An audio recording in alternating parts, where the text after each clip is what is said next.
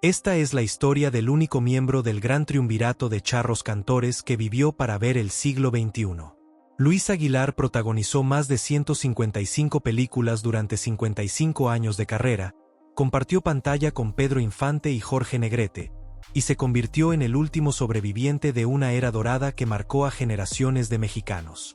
Hoy vamos a recorrer la vida de un hombre que pasó de pescar tiburones en Mazatlán a convertirse en el galán más solicitado del cine mexicano.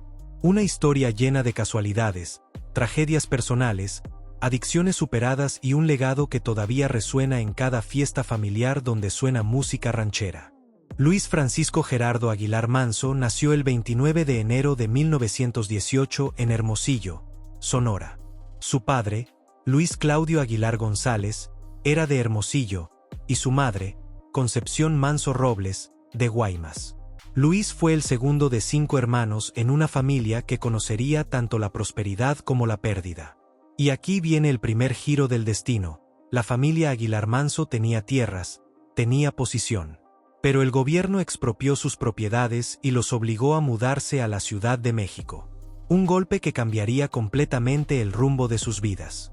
En la capital, el joven Luis siguió el camino que se esperaba de un hombre de su tiempo. Ingresó al colegio militar. Después comenzó una carrera de ingeniería en el ejército. Tenía un futuro asegurado, predecible, respetable. Pero Luis Aguilar no era un hombre predecible. A los 21 años, dejó todo y se mudó a Mazatlán, Sinaloa. ¿La razón? Su propio carácter aventurero.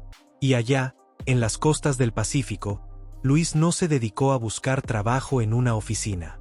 No, se convirtió en pescador de tiburones. Escúchenlo bien, pescador de tiburones. Este muchacho que había estudiado en el colegio militar ahora se jugaba la vida en el mar, cazando uno de los depredadores más peligrosos del océano. Y no solo eso, fundó su propio negocio vendiendo vísceras de tiburón a Estados Unidos. Luis era famoso en Guaymas y Mazatlán por este oficio. Él mismo lo recordaba años después: me fue muy bien en la pesca, tenía mis propios barcos. Pero esa vida de riesgo, de peligro constante, de largas jornadas en el mar, le trajo algo más que dinero. Durante esa época, Luis desarrolló su adicción al alcohol. Una batalla que lo acompañaría décadas. Mientras tanto, en el Departamento Agrario de la Secretaría de Hacienda, Luis también trabajó en algún momento. Cantaba por pasatiempo, nada más. Tenía una voz de barítono natural, sin ninguna formación académica. Era solo algo que hacía para divertirse. Y aquí llega uno de esos momentos que parecen sacados de una película. Era 1944. Luis asistió a una fiesta en la Ciudad de México. Como siempre, se puso a cantar melodías campiranas, esas canciones rancheras que llevaba en la sangre. Entre los invitados había un señor llamado Robert Okigley, un productor de cine. Okigley se acercó a Luis y le dijo algo que cambiaría su vida para siempre: llegarás a ser un actor famoso. Luis lo recordaba así en una entrevista de 1969. Un señor de nombre Robert Okigley se acercó y me dijo: llegarás a ser un actor famoso. El productor lo recomendó con Raúl de Anda, quien se convertiría en su principal mecenas. Ese mismo año, 1944, Luis hizo su primera aparición en Soy Puro Mexicano, aunque fue un papel pequeño, sin acreditar. Interpretó a un personaje llamado Rafael. Nadie lo notó, pero Luis ya había puesto un pie en los estudios Churubusco. También en 1944 llegó su verdadero debut protagónico, Sota, Caballo y Rey, gracias al apoyo de Raúl de Anda. Compartió pantalla con Carlos López Moctezuma, Susana Cora y Meche Barba. Ya no había vuelta atrás. El pescador de tiburones se había convertido en actor. Entre 1944 y 1948, Luis fue construyendo su carrera película por película. Aquí está Juan Colorado, Yo maté a Rosita Alvírez, basada en el corrido Los Cristeros, sobre un tema histórico delicado. Trabajaba sin parar. Pero 1948 fue el año que lo cambió todo. Ese año llegaron 2 películas clave: El Muchacho Alegre, dirigida por Alejandro Galindo, y sobre todo, El Gallo Giro, dirigida por Alberto Gout. En El Gallo Giro, Luis interpretó a un gallero decidido a triunfar en la capital como cantante. Un gallo giro, para quienes no lo saben, es un tipo de gallo de pelea reconocido por su valentía y combatividad. Y ese personaje le quedó como anillo al dedo. Pero el apodo no vino solo de la película. Fue el locutor Pedro de Lille quien, en 1948, durante un programa folclórico en la XCW, le asignó oficialmente el sobrenombre de El Gallo Giro. Y ya nunca se lo quitó. Ese apodo representaba todo lo que Luis proyectaba en pantalla: valentía, alegría, ingenio, espíritu festivo. El Gallo Giro se convirtió en símbolo del arquetipo del mexicano fuerte, trabajador, mujeriego, bebedor, jugador. El charro con todas sus virtudes y todos sus defectos. En esos años de la segunda mitad de los 40, Luis también se casó. El 17 de abril de 1946 contrajo matrimonio con Ana María Almada Rubalcaba. Con ella tuvo 2 hijas, Ana Luisa y Marta Fernanda Aguilar. Pero ese matrimonio no duraría. En 1954 se divorciaron, y la afición de Luis al alcohol tuvo mucho que ver. Ahora llegamos al corazón de la época de oro. Esos años entre 1936 y 1956, cuando el cine mexicano dominaba en toda América Latina. En 1949 se produjeron 108 películas en México, un récord absoluto. Los estudios Churubusco, Azteca, Tepeyac trabajaban a toda máquina. Y en ese universo brillaban 3 charros cantores que se volvieron leyenda: Jorge Negrete, Pedro Infante y Luis Aguilar. Cada uno con su estilo único. Jorge Negrete era el elegante, el gallardo, el barítono tenor con porte de aristócrata. Representaba al charro adineado, al hacendado de abolengo. Murió joven, en 1953, con solo 42 años. Pedro Infante era el tenor nasal, el más cercano al pueblo. Era el carpintero, el mecánico, el hombre común que podía ser tu vecino. El más querido de todos. Murió más joven aún, en 1957, con apenas 39 años en ese trágico accidente aéreo que conmocionó a México entero. Y estaba Luis Aguilar. El barítono carismático, el bravucón, el gallo giro. El que proyectaba esa masculinidad mexicana sin pulir, auténtica, con todos sus excesos. Ahora, aquí viene algo que muchos no saben. A pesar de que Luis trabajó con ambos íconos y tuvieron una química extraordinaria en pantalla, las relaciones personales fueron muy diferentes.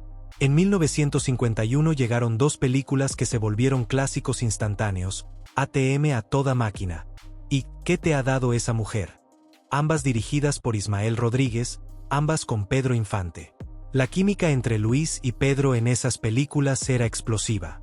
Eran 2 amigos motociclistas metiéndose en problemas, ligando mujeres, haciendo reír al público.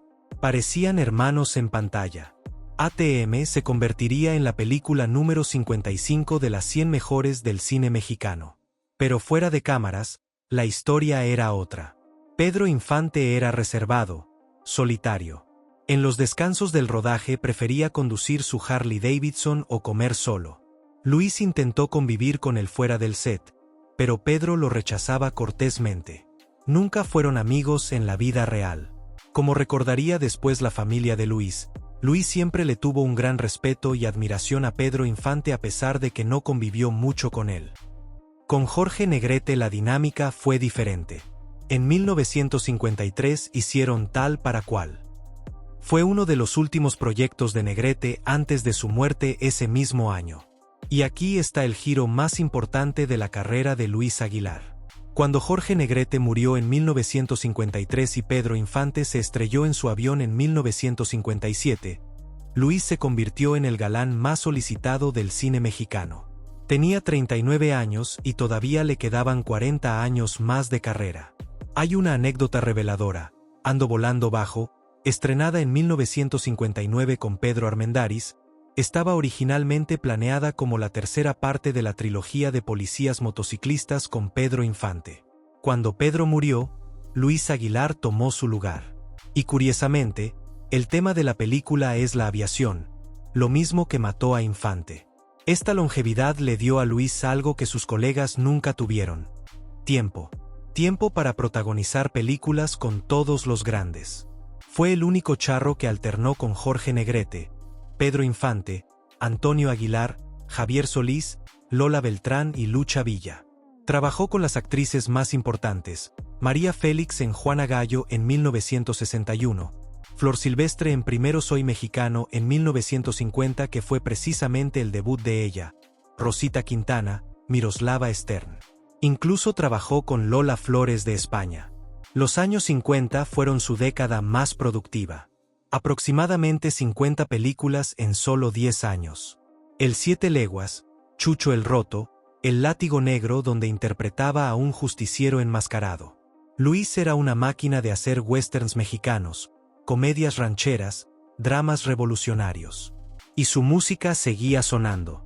El sinaloense, No Volveré, El Siete Mares, Qué Padre es la Vida. Canciones que grababa con el Mariachi Jalisco de Pepe Villa, con el Mariachi Vargas de Tecalitlán, con el trío Los Mexicanos.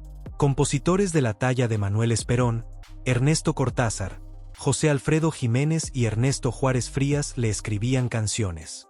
Aunque sus discos nunca tuvieron las ventas estratosféricas de Infante o Negrete, Luis llenaba los espacios donde se presentaba ante multitudes entusiastas. Después de su divorcio en agosto de 1954, Luis conoció a finales de 1956 a una actriz llamada Rosario Gálvez, cuyo nombre artístico era Rosario Doblado. Ella había nacido el 15 de octubre de 1926 y se casaron el 19 de abril de 1957 en Temisco, Morelos. Este matrimonio duraría 40 años, hasta la muerte de Luis. Rosario sería el ancla que Luis necesitaba en medio de las tormentas.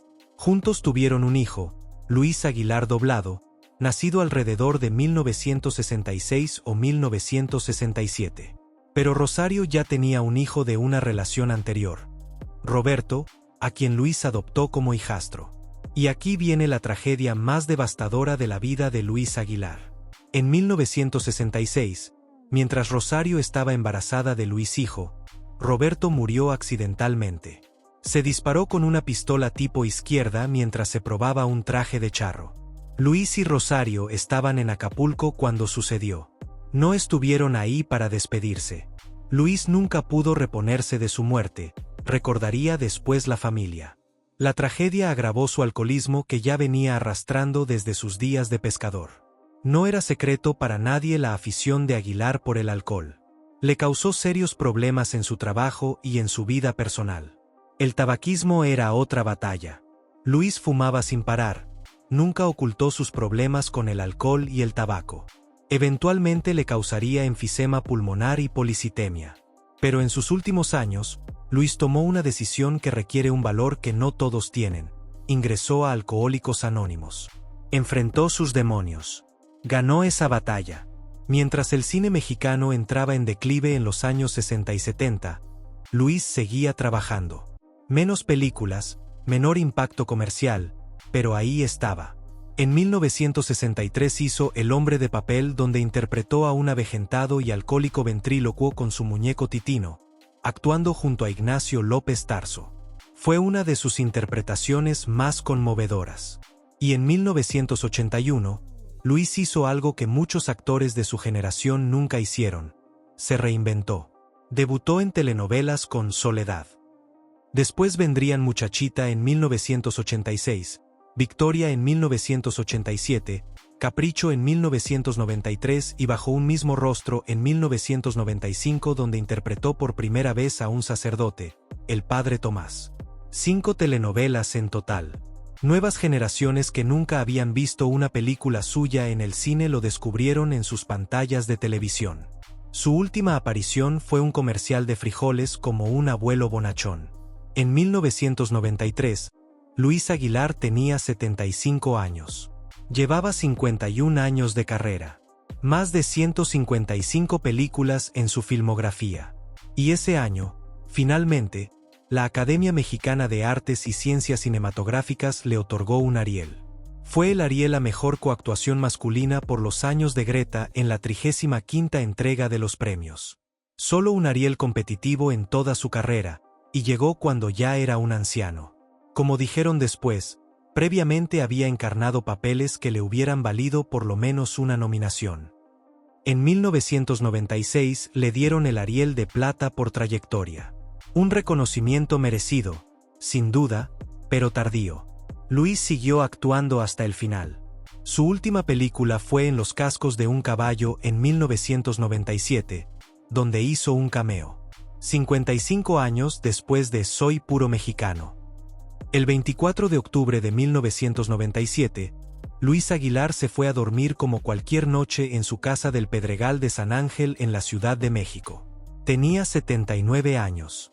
Su esposa Rosario estaba con él. Y durante la noche, mientras dormía, un infarto masivo al miocardio se lo llevó. Sin dolor, sin agonía, sin luchar.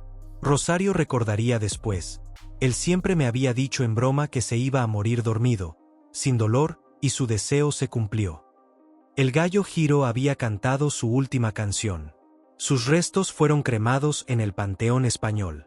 Parte de sus cenizas se depositaron en la iglesia de la Santa Cruz en el Pedregal de San Ángel, otra parte en el mar cerca de Cancún. Rosario conservó el resto en Cuernavaca hasta que ella misma falleció el 17 de septiembre de 2015 por neumonía. Luis dejó a sus 3 hijos, Ana Luisa y Marta Fernanda del primer matrimonio, y Luis Aguilar Doblado del segundo. También 5 nietos, Miguel Antonio, Luis Enrique, Luis Mario, Ernesto y Luis Aguilar Aramburu. Cuando cumplió 100 años su natalicio en 2018, México entero se detuvo a recordarlo. El Instituto Mexicano de Cinematografía organizó el ciclo 100 años de Luis Aguilar en Sonora, su estado natal. Hubo una exposición fotográfica en el edificio El Moro. La Lotería Nacional imprimió un billete con su rostro. La Universidad Anáhuac montó una exposición con presencia de su hijo y su nieto. En Babiacora, Sonora, hay un monumento de bronce erigido en 1979 y un pequeño museo con sus películas, su música y objetos personales. Hoy, en diciembre de 2025, las películas de Luis Aguilar están disponibles en VX, en Plex, en Apple TV. ATM. A toda máquina sigue haciendo reír a nuevas generaciones. En Spotify tiene casi 144,000 seguidores. Sus canciones siguen sonando en fiestas, rodeos y reuniones familiares por todo México, Cuba, Puerto Rico y Sudamérica. Su hijo dijo en 2018, mi padre todavía sigue llenando salas. Y tenía razón, porque Luis Aguilar representa algo que nunca va a morir. Ese México de las películas en blanco y negro, de los charros en caballos blancos, de las serenatas bajo el balcón, de la música ranchera que te hace vibrar el alma. Pedro Infante murió a los 39 y se convirtió en un ídolo eterno, congelado en su juventud. Jorge Negrete murió a los 42 y quedó como la elegancia misma del charro mexicano. Pero Luis Aguilar vivió 79 años. Vio morir a sus amigos, vio cambiar el cine, vio llegar la televisión, vio el fin de la época de oro y el inicio de algo nuevo. Y siguió trabajando, siguió cantando. Siguió siendo el Gallo Giro hasta el último día. Como él mismo dijo en 1990, 7 años antes de morir, ritmos vienen, ritmos van, pero nuestra música mexicana perdurará siempre porque es la que hace vibrar a los seres humanos. Tenía razón. Y ahí está su prueba, resonando todavía en cada rincón donde alguien pone una de sus películas o canta una de sus canciones. Esta fue la historia de Luis Aguilar, el pescador de tiburones que se convirtió en el Gallo Giro. El único del gran triunvirato que vivió lo suficiente para ver su propio legado. El último sobreviviente de una época que nunca volverá, pero que nunca morirá. Porque mientras haya un mexicano que quiera sentirse orgulloso de sus raíces, ahí estará Luis Aguilar, con su traje de charro, su sonrisa de gallo y su voz de barítono diciéndonos que ser mexicano es lo más grande que existe.